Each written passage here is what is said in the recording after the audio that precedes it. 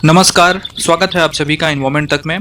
आप सभी को पता होगा कि कुछ दिनों पहले चीतों के बारे में बहुत चर्चा हुई थी, क्योंकि हमारे देश में चीते बहुत समय पहले ही विलुप्त हो चुके थे और भारत सरकार ने चीतों को फिर से अस्तित्व में लाने के लिए विदेश से कुछ चीतों को भारत मंगाया था। और दोस्तों, अब इन चीतों के ऊपर फिर से चर्चा हो रही है, क्योंकि जो चीते लाए गए थे उनको भारत के मध्य प्रदेश में कूनो नेशनल पार्क में रखा गया था और धीरे धीरे करके अब इन चीतों की मौत होती जा रही है। और इसको देखते हुए सुप्रीम कोर्ट ने भी काफ़ी गंभीर चिंता व्यक्त की है। और क्या कुछ अपडेट है, विस्तार पूर्वक इस वीडियो में इसके बारे में चर्चा करेंगे। तो अगर आप हमारे चैनल पर नए हैं तो सब्सक्राइब करके बेल आइकन को प्रेस कर लीजिएगा। प्रकृति और प्रकृति के जीवों से जुड़े रोचक तथ्यों के बारे में यहाँ पर आपको जानकारी मिलती रहती है। तो दोस्तों, जैसा कि आप सभी को बता दें कि भारत में चीते आज से 70 साल पहले ही विलुप्त हो चुके थे। जो आखिरी के 3 चीते थे उसका एक भारतीय राजा ने शिकार कर लिया था और इसके शिकार के बाद शान से तस्वीर भी खिंचाई थी और तभी से चीतों को दोबारा देखा नहीं गया।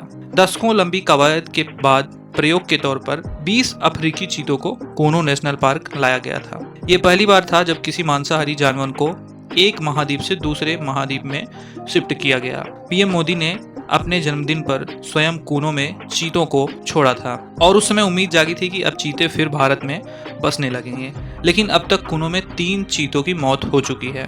और अगर इस वक्त की बात करें कूनो में कुल कितने चीते हैं, तो पहली खेप में पीएम मोदी के जन्मदिन पर 17 सितंबर 2022 को नामीबिया से 8 चीते लाए गए थे और इसके बाद दक्षिण अफ्रीका से फिर 12 चीते और लाए गए। लेकिन इन 20 चीतों में से 2 की मौत मार्च और अप्रैल महीने में हो गई थी। सबसे पहले मादा चीता सासा की मौत हुई थी। सासा भारत लाए जाने से पहले ही किडनी की बीमारी से पीड़ित थी। 23 जनवरी को सासा में थकान और कमजोरी के लक्षण दिखे, जिसके बाद उसके इलाज के लिए क्वारंटीन किया गया था। 26 मार्च को सासा की मौत हो गई थी। 23 अप्रैल को दूसरे चीते उदय की मौत हुई। 22 अप्रैल तक उदय बिल्कुल ठीक था। अगले दिन सुबह वन विभाग की टीम ने देखा कि उदय की तबीयत खराब होने लगी। उसे बेहोश कर मेडिकल सेंटर ले जाया गया। फिर शाम करीब 4 बजे इलाज के दौरान उसकी मौत हो गई। इसके बाद आई 9 मई की तारीख। खबर आई कि दक्षिण अफ्रीका से मध्य प्रदेश के कूनो नेशनल पार्क लाए गए एक और चीते की मौत हो गई है। और ये सारी घटना इसी साल की है। ये जो पूरी प्रक्रिया हुई है सब इसी साल की प्रक्रिया है जिसमें इन चीतों की मौत हुई है।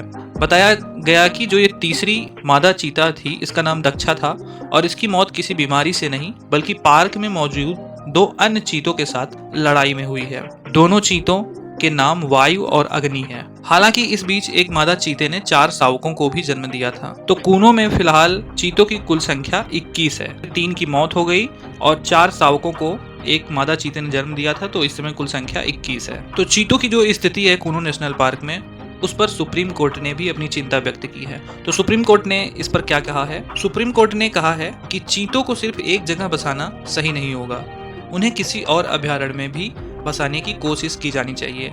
सुनवाई के दौरान जजों ने साफ किया कि वह सरकार पर सवाल नहीं उठा रहे हैं, वो सिर्फ चीतों को लेकर अपनी चिंता व्यक्त कर रहे हैं। सरकार की तरफ से कोर्ट को बताया गया कि 3 चीतों की मौत की वजह पर जांच जारी है। सरकार ने यह भी बताया कि एक मादा चीता ने 4 शावकों को जन्म दिया है और सरकार ने कहा कि यह चीता प्रोजेक्ट की सबसे बड़ी कामयाबी है। कूनो के माहौल में चीते आराम से रह रहे हैं। एक चीते की मौत बीमारी से हुई, बाकी आपस में लड़ाई में घायल होकर मरे हैं। इस दौरान केंद्र सरकार की तरफ से पेश additional solicitor general Aishwarya Bhati ने कहा कि लगभग 75 साल से चीते भारत में नहीं थे, इसलिए उनसे जुड़े विशेषज्ञों की अभी कमी है।